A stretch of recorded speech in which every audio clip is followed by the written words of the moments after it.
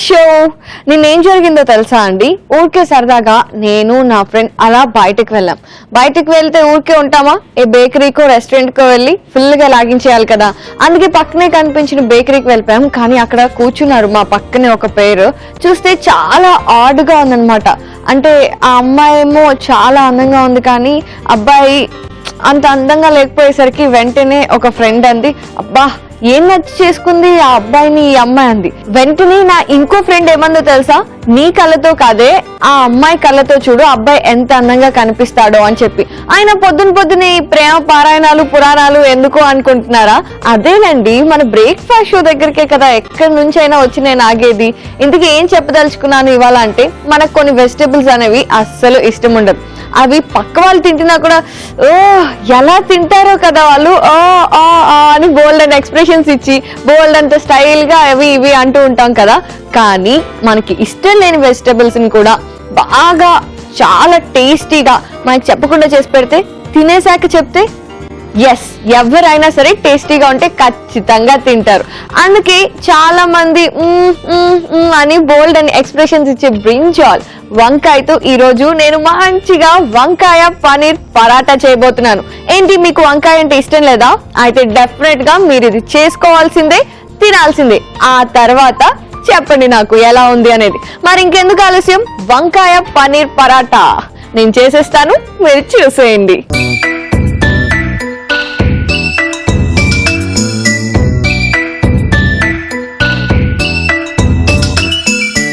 వంకాయ పన్నీర్ పరాటా బేసిక్ గా ఇంట్లో అమ్మ చేసి మీకు అస్సలు వంకాయ ఇష్టం లేకపోతే అమ్మ ఏం చేస్తుంది, మీరు తినేంత వరకు ఇలా బాగా దెబ్బలు పడతాయి అని బెదిరించడానికి ఇలా స్టిక్కో పట్టుకొని బెదిరిస్తూ ఉంటుంది కదా. ఇక నుంచి మీరు కనుక ఇలాంటివి చేసుకొని తింటే అసలు ఇలాంటి ప్రాబ్లమ్స్ ఉండవండి. మరి వంకాయ పన్నీర్ పరాటా ఎలా చేసుకోవాలి అంటే, ముందుగా ఒక గ్లాస్ బౌల్ తీసేసుకోవాలి. ఆ తర్వాత ఇందులో ఏం వేయాలి అంటే గోధుమ పిండి,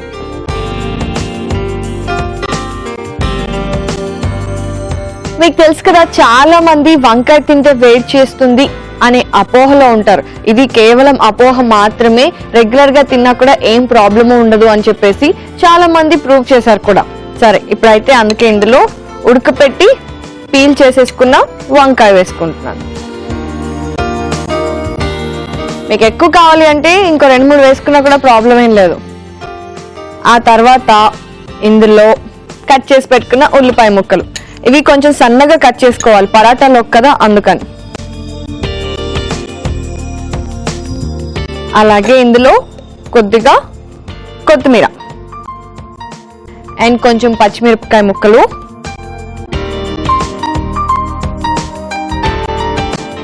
అండ్ నేను ఇందులో కొద్దిగా టేస్ట్ కోసం జీరా వేసుకుంటున్నాను.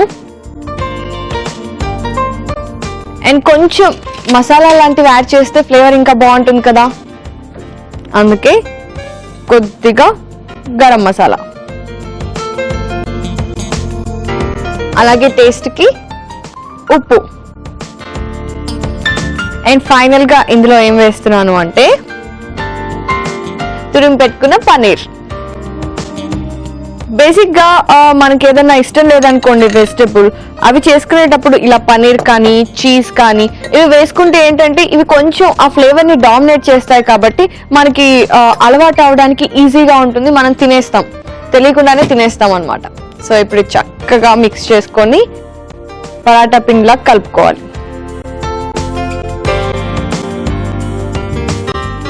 ఇప్పుడు ఇందులో కొద్దిగా వాటర్ పోసుకుంటున్నాను. అయినా చపాతీ పిండి పరాటా పిండి ఇవి కలుపుకోవడం మీకు కూడా బాగా అలవాటే కదా, వారానికి ఒకసారైనా చేస్తారు కదా ఇంట్లో. మరి ఇంకెందుకు, నేను కలిపేస్తూ ఉంటాను, మీరేం చేస్తారు అంటే కొంచెంసేపు వెయిట్ చేయండి. పరాటా పిండి రెడీ అయిపోయిందండి. ఇప్పుడు చేతికి కొద్దిగా ఆయిల్ రాసేసుకొని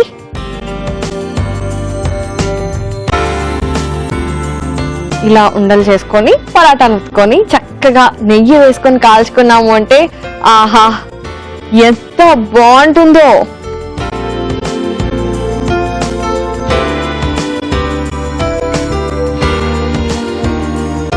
మీరేం చేస్తారు పరాటాలు? నేనైతే కొంచెం నూనె కానీ నెయ్యి రాసి కానీ ఒత్తుకుంటాను, కానీ చాలా మంది పిండితో కూడా ఒత్తేసుకుంటారు.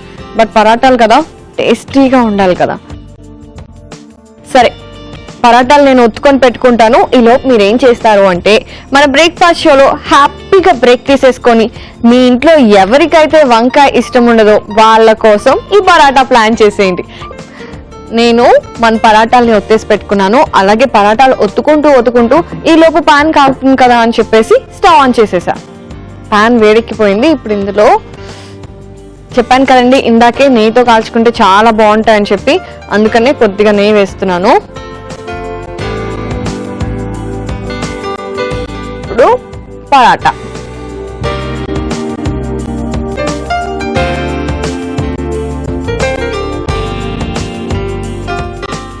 చక్కగా రెండు వైపులా నెయ్యి వేసి బాగా కాల్చుకొని తింటే ఎంత టేస్ట్గా ఉంటుందో. ఎస్పెషల్లీ బ్రింజాల్ కదా, ఫ్లేవర్ ఇంకా మంచిగా ఉంటుంది. మామూలుగా ఇంట్లో అయితే క్యాషువల్గా ఏం చేసుకుంటాం, ఆలు పరాటా. సింపుల్ గా పరాటాలు చేసుకోవాలంటే ఏ పాలకూర, ఇంకేదన్నా ఆకుకూర, మెంతి ఇలాంటివన్నీ కలుపుకొని చేసుకుంటూ ఉంటాం కదా. ఆకుకూరలు అలాంటివి మామూలుగా మనం పప్పు అలాంటివి ఎక్కువ తింటూ ఉంటాం కాబట్టి అలా కాకపోయినా రేర్ గా మనం తినే వెజిటబుల్స్ తో ఇలా పరాటాలు చేసుకొని తింటే బాగుంటుంది. కొత్తగా తిన్నట్టు ఉంటుంది, అలాగే ఆ వెజిటబుల్ ని కూడా కన్స్యూమ్ చేసినట్టు ఉంటుంది కదా. అందుకని ఇలాంటివి ట్రై చేయాలి.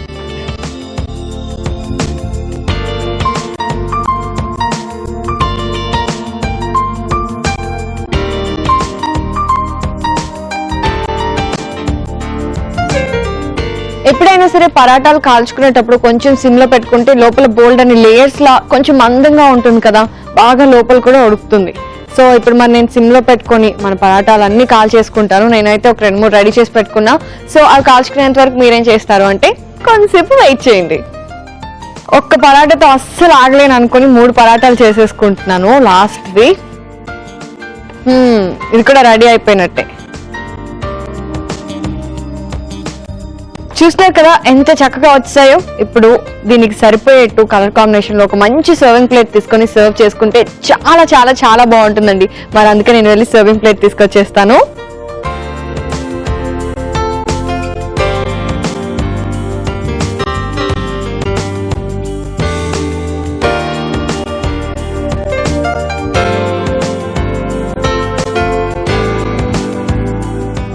చూస్తారా, బ్రింజాల్ అదే వంకాయతో చేసుకున్న పన్నీర్ తో కలిపి పరాటా చేశాను. ఎంతో బాగుంది. సో వంకాయ పన్నీర్ పరాటాకి కావలసిన పదార్థాలు అలాగే తయారు చేసుకునే విధానం మీరు చూడండి.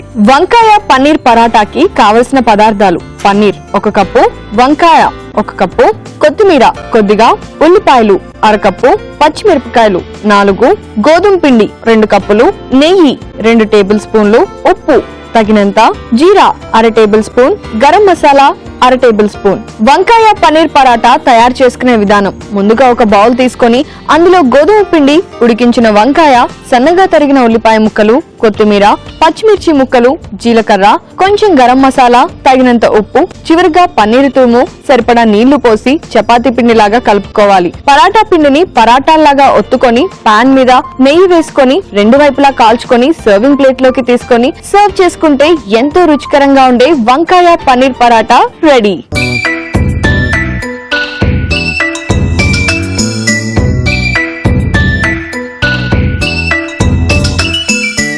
వంకాయ పన్నీర్ పరాటాకి కావలసిన పదార్థాలని అలాగే తయారు చేసుకునే విధానాన్ని చూశారు కదండి. ఇప్పుడు ఎంచక్కా తినేసేయచ్చు. బాగా సాఫ్ట్ గా ఉన్నాయి.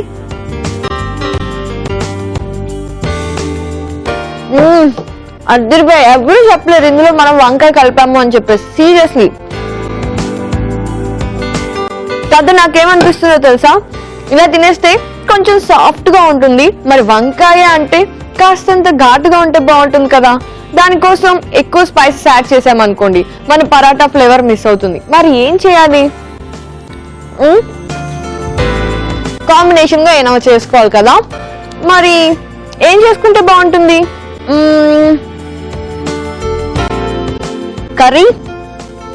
ఎస్, నాకు కూడా అదే ఐడియా వచ్చింది, మీకు కూడా కదా. మరి ఇంకెందుకు ఆలస్యం, కర్రీ చేద్దాం. కానీ ఏం కర్రీ చేస్తే బాగుంటుందా అని నేను ఆలోచించినప్పుడు నాకేమైనా ఐడియా వచ్చింది అంటే స్పైసీ చిల్లీ కర్రీ అయితే సూపర్ గా ఉంటుంది అని చెప్పేసి. మీరు కూడా అదే అనుకుంటున్నారా? మరి ఇంకెందుకు ఆలస్యం, లెట్స్ స్టార్ట్.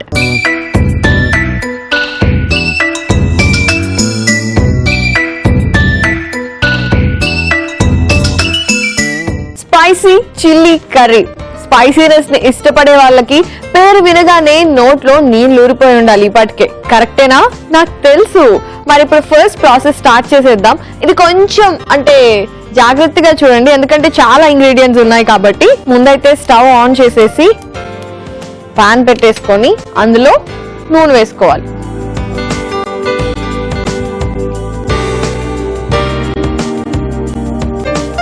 కొద్దిగా నూనె వేసేసుకొని నూనె కొంచెం వేడైన తర్వాత దాల్చిన చెక్క, లవంగాలు అండ్ అలాగే ధనియాలు,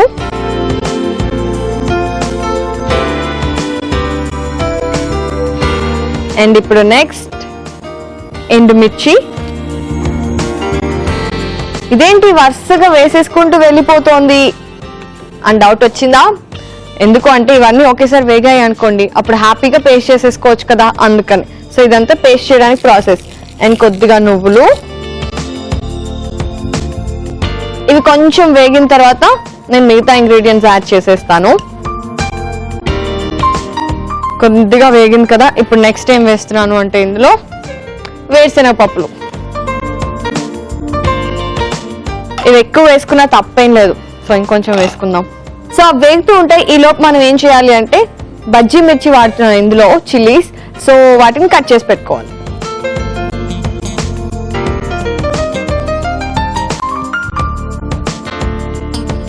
పొడుగ్గా కట్ చేసి పెట్టుకోవాలి.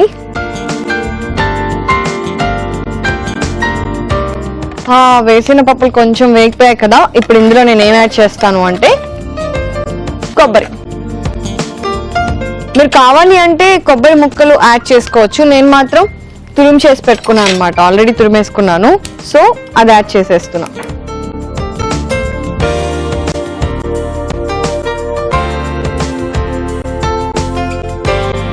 ఇప్పుడు దీన్ని ఇంకొంచెం సేపు ఫ్రై అవనిస్తే సరిపోతుంది. సరే అండి, ఇది ఫ్రై అవుతూ ఉంటుంది. ఈలోపు మిగతా పచ్చిమిర్చి ఉన్నాయి కదా, అవి కట్ చేసేస్తా. మామూలుగా అయితే ఎక్కువ స్పైసీనెస్ ఇష్టపడరు అనుకున్న వాళ్ళు కూడా ఇది చేసుకొని తినచ్చు. ఎందుకు అంటే ఇది అప్పుడప్పుడే కదా మనం చేసుకునేది. ఓకే, చిల్లీస్ నాకు తెలిసి ఇంత సరిపోతాయి. ఇది ఫ్రై అయ్యే లోపు నేను ఇంకొక పని ఏం చేస్తాను అంటే ఈ చిల్లీస్ ని కొంచెం వేయించుకోవాలన్నమాట. మరి ఆ పని చేసేద్దాం. మరో ప్యాన్ పెట్టేసుకొని అందులో కొద్దిగా ఆయిల్ వేసేసుకొని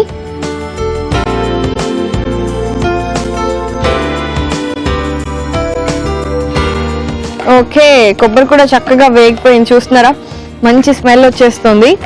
ఇప్పుడు స్టవ్ ఆఫ్ చేసేసుకుంటాను ఇది. రైట్, ఇప్పుడు ఇందులో చిల్లీ వేసేసుకోవాలి.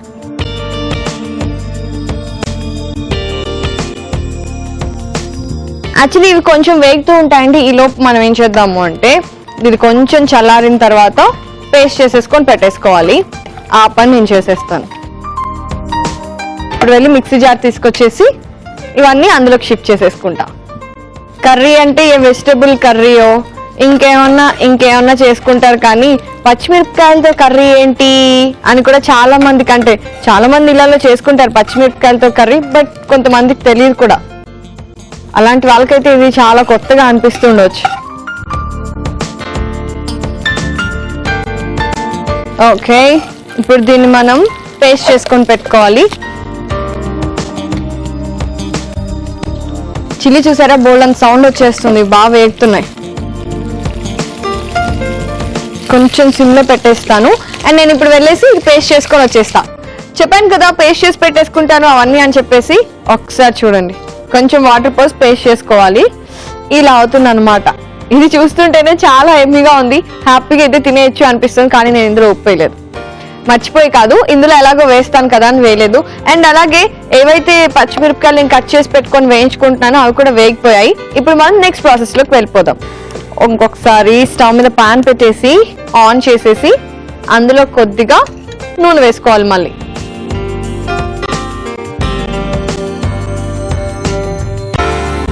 కొంచెం జీలకర్ర, అలాగే కొద్దిగా మెంతులు, కొంచెం అంటే కొంచెం ఇవి కొంచెం వేగిన తర్వాత ఓకే, ఇవి వేగిపోతున్నాయి కదా. ఇప్పుడు నేను ఇందులో ఏం వేస్తున్నాను అంటే ఉల్లిపాయ ముక్కలు.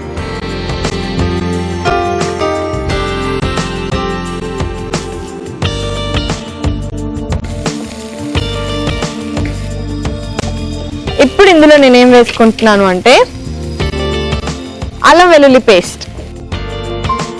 మరీ ఎక్కువ వేయట్లేదు, కొంచెం వేస్తున్నాను అంతే. సో బాగా కలిసేంత వరకు కలపాలి.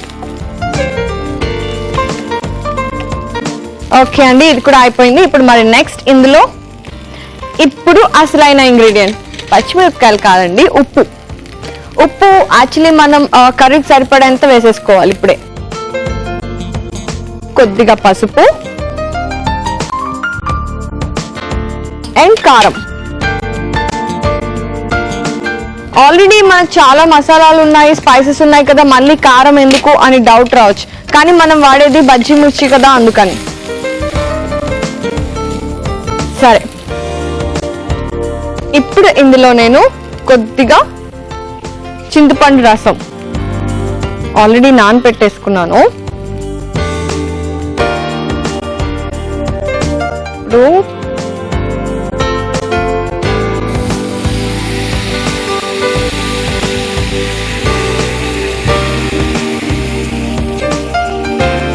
ఇది కూడా కొంచెం బాగా కలపాలి. చింతపండు రసం కూడా కలిపేసాం కదా. ఇప్పుడు నెక్స్ట్ నేను ఇందులో ఏం వేసుకుంటున్నాను అంటే కొద్దిగా జీరా పొడి, అలాగే ధనియా పొడి.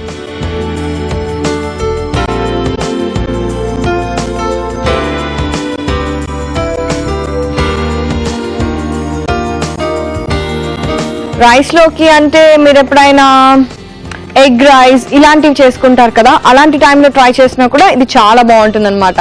మరి ఇప్పుడు ఇందులో నేను ఏం వేసుకుంటున్నాను అంటే ఆల్రెడీ ఇందాక ప్రిపేర్ చేసి పెట్టుకున్నాను కదా, దాల్చిన చెక్క, లవంగాలు అవన్నీ వేసి ఆ పేస్ట్.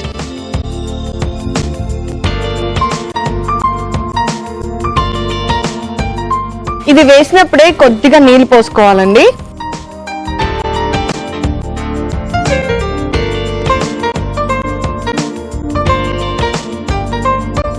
ఇప్పుడు నెక్స్ట్ ఇందులో నేను ఏం వేస్తున్నాను అంటే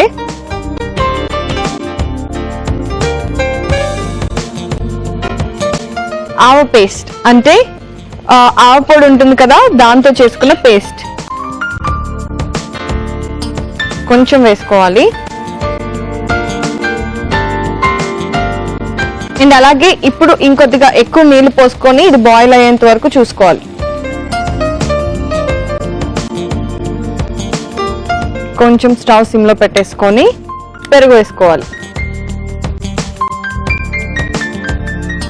పెరుగు వేసి బాగా కలిపేసి ఆల్రెడీ వేయించి పెట్టుకున్నాం కదా చిల్లీస్, అవి వేసేసాము అంటే స్పైసీ చిల్లీ కర్రీ రెడీ అయిపోయినట్టే.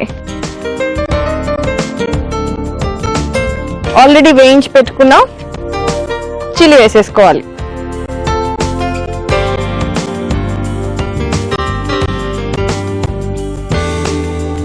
చూసారా ఎంత ఈజీగా అయిపోయిందో కదా. కొంచెం ప్రిపరేషన్ ఉంటే ముందే ఇంతే ఈజీగా అయిపోతాయి వంటలన్నీ. స్పైసీ చిల్లీ కర్రీ రెడీ అయిపోయినట్టే. సో ఇప్పుడు నేను స్టవ్ ఆఫ్ చేసేసుకుంటున్నాను. చూడటానికి నిజంగానే చాలా బాగుంది, ఏదో రెస్టారెంట్ లోంచి తెచ్చుకున్నట్టు అయిపోయిందండి.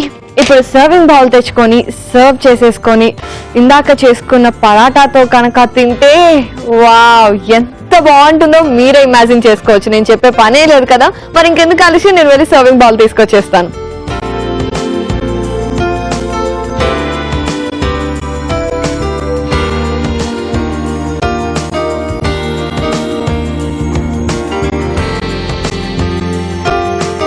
రెడీ అయిపోయింది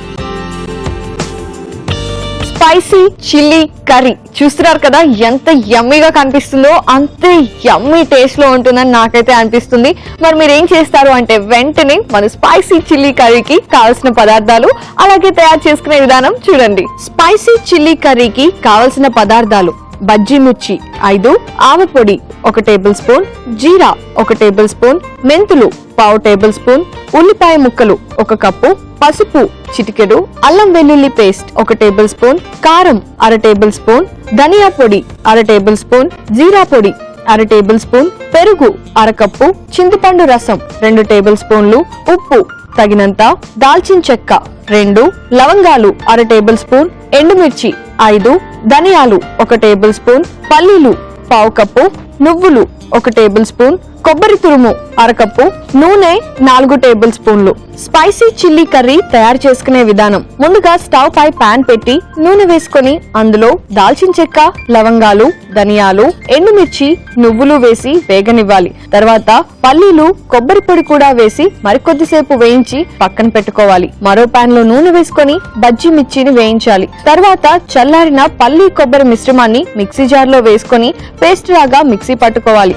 మరో పాన్ లో నూనె వేసుకొని అందులో జీలకర్ర, మెంతులు, ఉల్లిపాయ ముక్కలు, అల్లం వెల్లుల్లి పేస్ట్, తగినంత ఉప్పు, చిటికెడు పసుపు, కారం వేసి కలిపి ఆ తర్వాత చింతపండు రసం వేసి మరోసారి బాగా కలుపుకోవాలి. ఆ తర్వాత అందులో జీరా పొడి, ధనియా పొడి, ముందుగా చేసి పెట్టుకున్న పల్లి కొబ్బరి పేస్ట్ వేసి కొంచెం నీళ్లు కూడా పోసుకొని ఆవ పొడి పేస్ట్ ను కూడా వేసి సరిపడా నీళ్లు పోసి కొంచెం సేపు మరగనివ్వాలి. చివరిగా పెరుగు, వేయించిన బజ్జీ మిర్చి వేసి కలుపుకొని సర్వింగ్ బౌల్ లోకి తీసుకుని సర్వ్ చేసుకుంటే ఎంతో రుచికరంగా ఉండే స్పైసీ చిల్లీ కర్రీ రెడీ.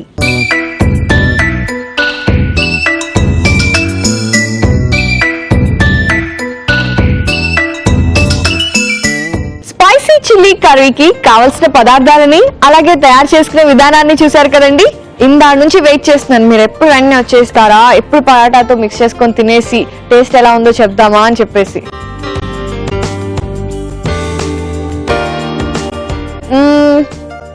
చాలా బాగుంది.